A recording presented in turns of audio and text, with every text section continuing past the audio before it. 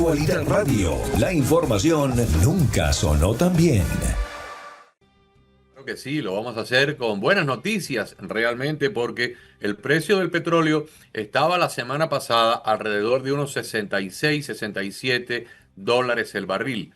Aumentó, yo diría que más de un 10, un 12% cuando Israel comenzó los ataques. Durante todo el tiempo en que estuvo Israel atacando, el petróleo se mantuvo entre 70 y 75. Después del ataque de las tres bases nucleares iraníes del sábado, yo pensé que esto se iba a disparar a 80 o a 90, pero no fue así. Para sorpresa mía, esta mañana, al amanecer, como a las 5 y media de la mañana, yo chequeé la apertura de los mercados en Asia y en Europa, y el petróleo estaba en 73 dólares. Pero cuando comenzamos este programa, unos 5 minutos antes, se me ocurrió mirar, había caído a 68, lo cual es algo sin precedentes, porque el mercado petrolero es un mercado que reacciona a un simple estornudo. O sea, hay un estornudo por allá por el Medio Oriente y automáticamente se dispara el precio del barril. Y luego se dispara inmediatamente la gasolina en las bombas acá en nuestro país, y cuando el barril de petróleo baja, la gasolina no baja. La gasolina baja a paso de caracol. Tú sabes que Pues ahora realmente no ha ocurrido, y eso para mí es sumamente importante porque tiene un componente inflacionario que o sea, no sería absolutamente nada bueno para nuestro país en este momento en que queremos que bajen las tasas de interés si el petróleo se disparara y se empeorara la inflación. Tú sabes que, Agustín, y disculpa te interrumpí, a mí me enseñó nuestro invitado de esta hora aquí en el programa, y ya lo vamos a presentar, hace mucho tiempo, una frase que no se me olvidó nunca, que cuando se disparan los precios del petróleo, el precio del combustible sube por el ascensor. Cuando se estabilizan los precios del petróleo, ese precio del combustible baja por la escalera, baja menos rápido de lo que subió. Así que queremos a darle la bienvenida a nuestro buen amigo Horacio Medina, experto petrolero, exdirectivo de Petróleos de Venezuela, además fundador de Una Petrol y experto en la materia. Gracias, Horacio, por estar con nosotros. Bueno, muchas gracias a ustedes, tanto a Agustín como a ti, Carlos, y a toda la audiencia de Actualidad 1040. Bien, Agustín, vamos a... Bienvenido, Horacio, bienvenido. ¿Te sorprende? Me sorprende. Además, me gustaría ser como tú. O sea, me gustaría estar donde estás tú, sin duda alguna. Pero bueno, me conformo. Estamos aquí en Miami. Pero yo estoy... Aquí los únicos que están de vacaciones son mi esposa y mis 2 hijos. Yo estoy trabajando desde el sábado. Yo me eché 13 horas ininterrumpidas al volante. Y cuando me estaba bajando del carro, me entró el aviso de que estaban bombardeando las bases nucleares. Y de ahí para acá yo no he parado. Claro, no, entiendo. Bueno, mira, Agustín, fíjate que igual que tú, me causa siempre alguna duda, una extrañeza, y trato de buscar respuestas, ¿no? Porque los mercados siempre son muy perceptivos, trabajan sobre la percepción. Si tú ves lo que estábamos a principios del mes de junio, el precio del crudo estaba en los 62, 63 dólares por barril, bastante estable, precio de la gasolina accesible a todo el mundo, y vemos el precio se va hasta 74, 76, y yo dije, bueno, aquí vamos con el WTI para los 80 y el Brent por encima de los 84, 85. Ahora, la verdad es sorprendente que hayan caído. Quizás el mercado tiene la percepción de que esta guerra no es realmente una guerra. Los objetivos que han tenido son casi todos objetivos militares, objetivos que tienden a neutralizar los potenciales militares de Irán. Y Irán atacó las bases de Irak y de Qatar de los Estados Unidos, las bases norteamericanas en estos países, pero sigue estando allí la duda del estrecho de Hormuz. Y a mi modo de ver las cosas, quizás la percepción del mercado coincida, o yo coincida con la percepción del mercado, de que esto es menos probable. No estamos diciendo que no ocurra, a lo mejor esta misma noche toman la decisión y lo hacen, pero cerrar el estrecho de Hormuz tiene una víctima principal y primordial, que es China. China se vería afectado por unos precios muy elevados del crudo, que siendo el comprador más importante del mundo, pues no creo que le guste mucho, y en la situación en que se encuentra hoy día menos. Pero además tendría un problema en el suministro, porque la mayor parte de ese crudo va al mercado asiático y termina en China. Por supuesto, Irán también se estaría disparando en el pie, porque dejaría de tener los ingresos que tiene por la venta del petróleo en una situación tan conflictiva. Entonces, creo que esa percepción del mercado a lo mejor está jugando un poco al vamos a ver, wait and see, y vamos a ver qué pasa. De todas maneras, creo que la situación es de cuidado, que hay que hacer un seguimiento cercano. Los Estados Unidos, Agustín y Carlos, yo lo veo menos perjudicado. La importación del Medio Oriente de crudo en los Estados Unidos es muy pequeña. Yo diría que son, digamos, algunos cargamentos puntuales, momentos puntuales. La gran importación viene de Canadá, 4 millones y medio de barriles, que es lo que complementa la producción norteamericana, propia norteamericana, para poder llenar la refinería, los 18 y tantos millones de barriles que se refinan todos los días. De modo que verían un impacto en el precio, es verdad, pero no se verían impactados desde el punto de vista del suministro, y desde el punto de vista de precios, pues habría otro tipo de control, porque el reflejo mayor va a ser sobre el Brent y no sobre el WTI. Ahora, Horacio, tú acabas de decir que si a Irán se le ocurre cerrar el estrecho de Hormuz, no solamente se está dando un tiro en el pie, sino que además está poniendo en dificultades el consumo en China, la producción que va para China. Pero además hay un elemento que le agrego a esto. Hace unos minutos, cuando conversábamos con el profesor Joseph Ash, palabras más, palabras menos, nos decía que Irán de ahora en adelante no solamente no va a poder patrocinar el terrorismo, sino prácticamente va a tener que pedir limosna. Es decir, ese sería un motivo más para no cerrarse esa fuente de ingresos. Claro, pero nuevamente, cuando tú estás hablando o tratando de razonar con la irracionalidad islamita, de ese tipo de islamismo radical, pues absolutamente uno no puede tener ninguna certeza de que eso vaya a ocurrir. Quizá hoy en la noche a los señores ayatolá se les ocurra, no, vamos a hacer esto, pero de nuevo, no creo que les guste mucho a los rusos, no creo que tampoco les gusta para nada a los chinos, a la India, que sería otro perjudicado, tampoco. Entonces, mira, yo creo que es algo que hay que pensárselo, porque anteriormente, cuando el cierre del estrecho de Hormuz y cuando vino el embargo, pues los Estados Unidos tenían una dependencia muy, muy alta del crudo del Medio Oriente. Hoy no es así. Entonces, si tu enemigo mayor, principal, es los Estados Unidos, no es el que se va a perjudicar más por esta situación. Entonces, yo creo que allí pueden entrar ese tipo de racionales, aunque repito, estamos hablando con irracionales, ¿no? Entonces, digo que es un poco la percepción, pero no hay ninguna certeza de que no vaya a ocurrir. Agustín. Sí, Horacio, fíjate que es muy interesante que todos los bombardeos israelíes se hayan centrado en las plantas nucleares inicialmente, ¿no? Los israelíes bombardearon estas plantas nucleares, lo que pasa es que con el tipo de bombas que ellos tenían no podían garantizar la destrucción de todos los elementos que estaban soterrados o subterráneos, pero también bombardearon emplazamientos de radar, emplazamientos de misiles, fábricas de misiles, pero nunca se atrevieron a tocar la infraestructura petrolera, porque probablemente Estados Unidos le advirtió que no incursionaran en ese ámbito, ¿no? Porque al mismo tiempo iban a producir un descalabro en el mercado mundial, y de hecho no ha ocurrido ese descalabro. Absolutamente, los precios del crudo se iban a disparar, y el crudo Brent se disparará de manera importante, pero también se va a reflejar en el WTI, y por tanto también vamos a sufrirlo aquí desde el punto de vista del aumento de los combustibles.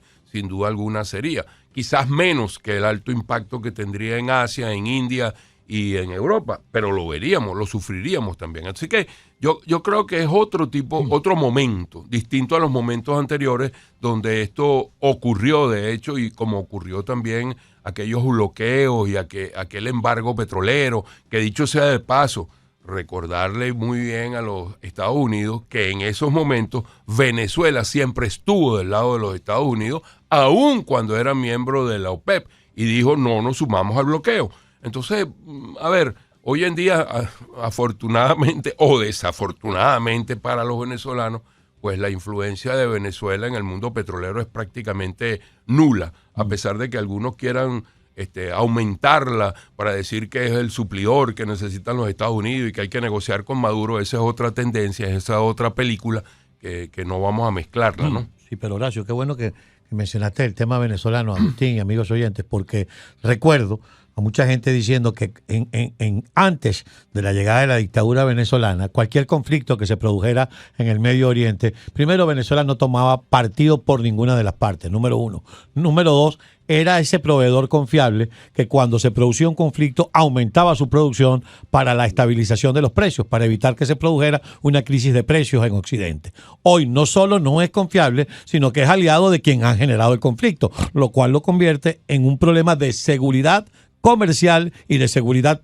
pública para los Estados Unidos. Sí, quizás si había alguna duda, si es que había alguna duda, yo creo que las últimas declaraciones, yo tenía años en mi vida, yo no recuerdo, a lo mejor yo estoy equivocado, si ustedes me corrigen, yo lo acepto con muchísimo gusto, pero que un embajador esté en un país dando un meeting político, yo no había visto eso. Ahora, a lo mejor estoy equivocado, pero yo no lo había visto.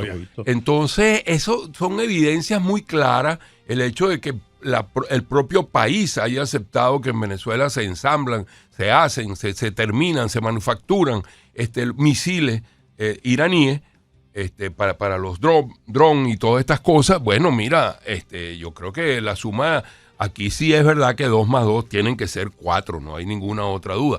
Y Carlos, mira, lo que Venezuela era suplidor seguro y confiable tiene que ver desde la Segunda Guerra Mundial, cuando tanto Creole como Shell hicieron sus refinerías en Aruba y Curazao, que se alimentaban con crudo venezolano para producir el combustible de los aviones, el jet kero que usaban los aviones y el búnker que usaban los buques de guerra. Entonces siempre ha sido así, ha sido una tradición. Cuando cayó Reza Pahlavi en Irán, cuando vino el embargo petrolero, cuando vino siempre había la primera guerra del Golfo, cuando se incendiaron los pozos petroleros en Kuwait, y Agustín lo debe recordar muy bien. Siempre había estado del lado de los Estados Unidos. Claro, hace 25 años esto cambió, porque bueno, cambiaron las cosas también en Venezuela. ¿Podemos llegar de nuevo a donde estábamos? Absolutamente seguro. Tengan la plena seguridad y la certeza de que ese es el norte que nos está guiando. Agustín. Yo creo que la propia relación bilateral entre Venezuela y el régimen iraní también ha sufrido ahora con un daño colateral, ¿no? Porque Irán queda en unas condiciones, militarmente hablando, queda en unas condiciones muy precarias, muy, muy precarias.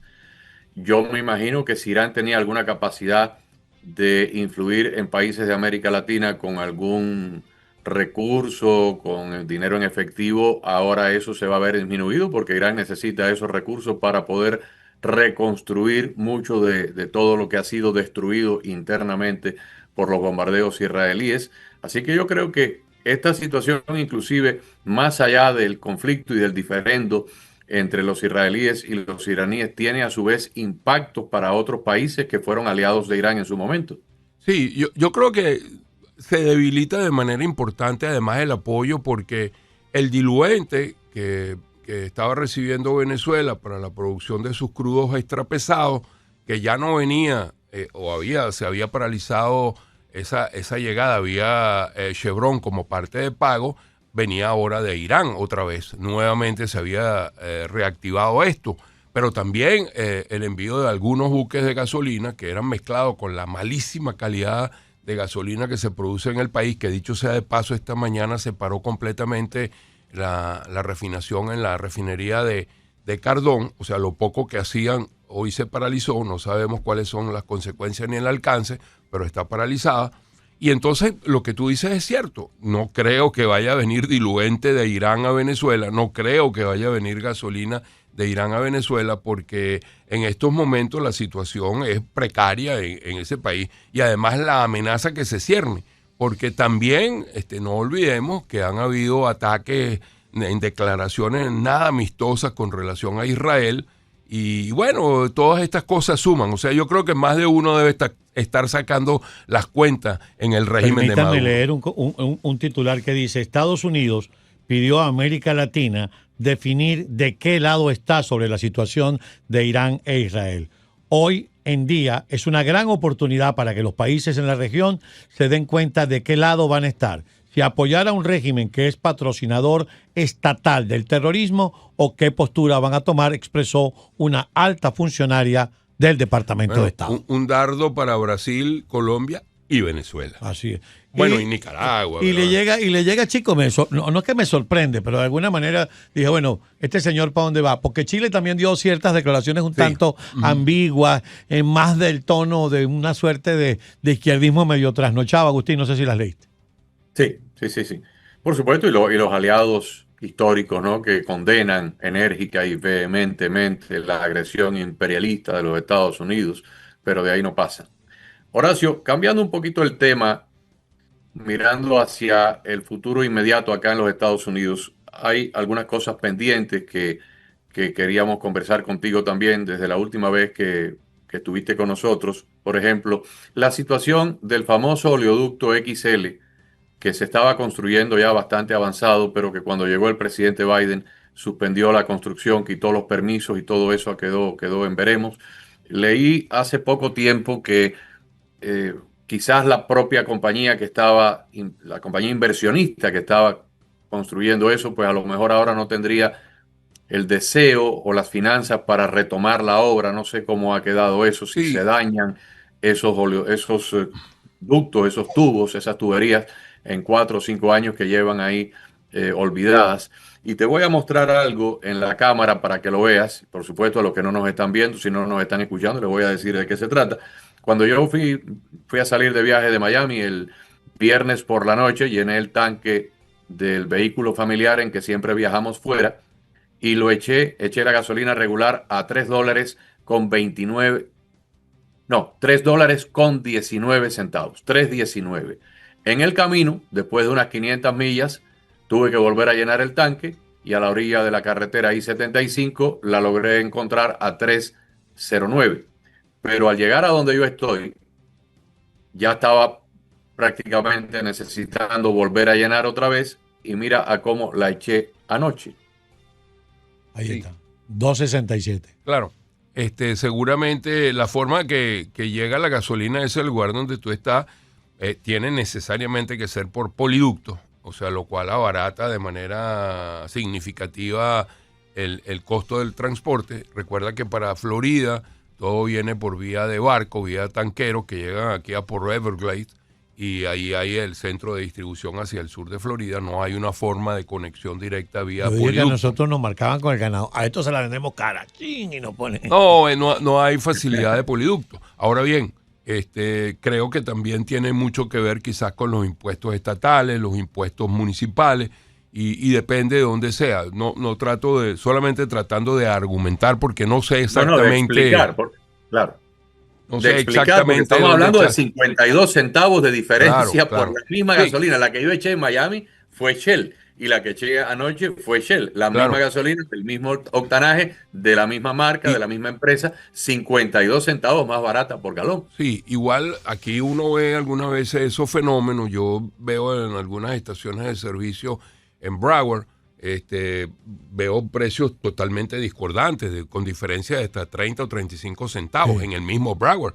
Y eso depende también del municipio, depende de cuál sea el impuesto que paga la estación, de cuál sea la situación de la estación. Y yo debo decir que muchísimas veces uno echa aquí gasolina de una marca y en verdad no es esa marca, porque existe un pool de gasolina. Solamente esa marca que tú acabas de mencionar es una que tiene un distintivo porque ellos tienen formas claras e inequívocas de identificar cuál es la gasolina que es de ellos. Tienen unos chips en las gasolinas que lo identifican, ¿no?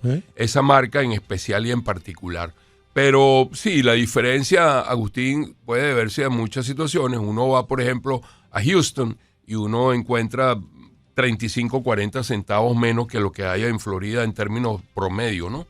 Entonces, Pero por tú supuesto. pudieras decir en este momento que en Houston la gasolina está en 2.40 y algo, 2.30 y algo. Por lo menos en 2.60, yo creo que ese es el precio que debe Pero estar yo le y comentaba a debe Agustín haber que aumentado. Aquí en West Flagler la vi yo la semana pasada en 2.75, 2.79. Claro, pero los precios aumentaron de los 60 y tantos ya sobre los 70, porque hubo una escalada que era lo que Agustín mencionaba al principio, que a mí también me sorprendió. Yo dije, bueno, esto va para arriba indetenible, ¿no? Por la percepción. Sin El sábado embargo, en la noche yo no sé cuánto calculaste, Agustín, pero yo dije, el lunes yo que tengo el tanque vacío voy a tener que poner a $4. Fíjate si fue así, que el sábado por la noche, cuando yo me enteré del ataque, me quedaba como un cuarto de tanque. Y ayer domingo por la mañana, cuando mi esposa y yo nos preparamos para salir, íbamos a ir a la iglesia, le dije, lo primero que voy a hacer es llenar el tanque de gasolina porque cuando inmediatamente que se enteren por aquí de que hay una escalada de la guerra, esto va a ser, la subida va a ser estratosférica. Y no fue así. Sí. Cuando llegué a donde yo iba, pues encontré no un establecimiento, como 4 o 5 establecimientos que tenía la gasolina 2.67. Digo, pues aquí voy a echar y eché en la marca Shell. Por cierto, una rectificación. Viniendo por la I-75 a mitad de camino, no la eché a 3.09, perdón. Yo había dicho 3.09, no, la eché a 2.89. En Miami antes de salir, 3.19, por el camino 2.89 y ayer 2.67. Sí. Maravilla. Y bueno, pues contentísimo, Claro, contentísimo. claro. Es más, Es más, Carlos, yo me voy a diría comprar que- un par de tanques rojos y cuando yo regrese te voy a llevar un poco de regalo. Yo Acuérdense diría, que el carro mío es híbrido y me rinde muchísimo. no, pero yo diría que aquellos que tienen su tanque, la recomendación, llénenlo siempre, ténganlo lleno, porque uno no sabe qué es lo que puede pasar con la irracionalidad. Así es, eso es importantísimo también. Ahora, en condiciones normales, Horacio, Agustín y yo hemos estado prácticamente desde el momento del cambio de gobierno haciendo un monitoreo del tema del precio del combustible, porque como bien sabemos es un indicativo que sube o baja y que colabora con el mantenimiento o el descenso de la inflación, por una razón muy sencilla, porque todo lo que nos comemos en este país está transportado por carretera. ¿Cómo estás evaluando el tema de cómo se está manejando el tema del combustible? Mira, yo creo que las refinerías en los últimos meses han estado prácticamente todas trabajando a un ritmo normal, con una alta capacidad de confiabilidad de plantas. Han recibido el crudo que se requiere. En particular, puedo hablar por Citgo. Hemos tenido picos de refinación por encima de los 880,000 barriles en un día. El promedio anda en los 840. 1,000 barriles diarios y bueno, mira, creo que el precio se ha venido manejando además porque los inventarios, que es una de las cuestiones que ven mucho el mercado, se han mantenido estables, tanto el de gasolina como el de diésel. Y yo diría que el comportamiento ha sido un comportamiento bastante apegado a lo que uno va viendo. Vamos a llegar a una suerte de precio promedio estabilizado, probablemente. Bueno, depende, O sea, eso depende. Obviando lo que está ocurriendo en este momento. Claro, eso depende, porque hemos tenido precios entre los 60 y 70 dólares por barril, que yo diría que es el sitio ideal, por lo menos para el consumidor. No lo es así para muchos de los exploraciones y para las producciones en lugares más complejos, porque necesitan un precio mayor, pero se puede manejar sobre los 70 dólares por barril. Ahora, cuando esto comienza a escalar y tú pudieras estar hablando de precios de 80, de 90 dólares por barril, entonces obviamente que va a haber una incidencia muy alta en el precio de los combustibles al detal. Por ejemplo, las refinerías en todos estos 2 trimestres que han ocurrido, pues se han manejado con unos márgenes de refinación muy pequeños, muy estrechos, lo cual se ha traducido en ganancias, digamos, marginales para la refinería, pero eso se traduce en que el precio ha estado bajo en la venta de los combustibles, ¿no? Tienes precios bajos de crudo, pero tienes precios bajos en los combustibles. Así que yo te diría que este semestre ha sido bastante estable, las refinerías se han comportado en general dentro de lo que estaba previsto de su confiabilidad de plantas y los precios del crudo han ayudado a que esto se haya mantenido. Agustín. Horacio, te había mencionado anteriormente el oleoducto XL que se estaba construyendo con bastante celeridad durante el gobierno, la primera presidencia de Donald Trump, pero uno de los primeros hechos o las primeras acciones de gobierno que tomó Biden tan pronto llegó al poder fue cancelar la construcción del oleoducto y retirar los permisos. ¿En qué ha quedado eso? Sí, fíjate, Agustín, tú dijiste algo que muy probablemente sea así. No creo que yo tenga un seguimiento muy cercano de lo que ha pasado con esto, pero sí habían negociaciones y conversaciones muy avanzadas con China para sacar el excedente de crudo que iba a venir a la costa del Golfo para que fuera a través de la costa occidental de Canadá hacia China. Eso había ya avanzado en niveles de volúmenes, en niveles de precio, y eso por supuesto le restaría el volumen para que pudiera este oleoducto mantenerse en un estado rentable. Yo lo que puedo hacer, y para ser bien honesto contigo y con toda la audiencia, yo voy a montarme un poco en averiguar esto y en términos, seguro que cuando regreses de vacaciones te podré tener una respuesta satisfactoria. Excelente, perfecto, excelente. Quedamos con eso. Bien, entonces te agradecemos mucho, Horacio, que hayas estado con nosotros. Y vamos a seguir monitoreando esto. Tú dices que la irracionalidad hay que tenerla siempre como un factor determinante en esto. Pudiera pasar. Acabo de leer, mientras estábamos conversando, Agustín, acabo de leer aquí en uno de los monitores que tenemos a una afirmación de Marco Rubio. Dice, sería un error fatal de Irán cerrar el estrecho de Hormuz. Claro. Yo creo que todo apunta a que no ocurra, pero de nuevo, ¿quién le explica esto? ¿Quién le da la racionalidad a la irracionalidad? Yo creo que es muy complicado jugar esa carta y siempre hay que estar alerta, y eso es algo que puede ocurrir, y por eso el mercado, aunque tiene la percepción, por lo que vemos en el reflejo de la caída del precio, de que eso no va a ocurrir, siempre va a estar alerta, siempre va a estar pendiente, y ante cualquier pestañeo va a aumentar de nuevo, porque eso es lo que se traduciría en ese cierre. Pero repito, no creo que ni a China, ni a India, ni a Rusia le guste mucho esa acción iraní, y de nuevo ellos mismos se estarían dando un disparo en el pie, porque dejarían también de sacar el crudo de ellos por ese estrecho. Sin duda. Bien. Bueno, buenas noticias. Hoy reportamos para ustedes en medio de toda esta Así es. efervescencia de guerra, de bombas y de ataques, el hecho de que no vamos a ser castigados nosotros, los que nada tenemos que ver con este asunto, no vamos a ser castigados con un aumento de los precios de los combustibles. Más bien todo lo contrario. Ojalá que los precios que estamos viendo, donde yo me encuentro en este momento, pues puedan llegar pronto al sur de Florida y volver a retomar ese rango entre los 2.70 y los 2.80 o los 2.70, 2.90 para la gasolina de más bajo octanaje que teníamos antes de que comenzaran las acciones israelíes hace un par de semanas. Muchísimas gracias, Horacio, una vez más por estar con nosotros. Gracias, Agustín, gracias a ti, Carlos, a Actualidad 1040, y definitivamente siempre un placer y un privilegio estar acá.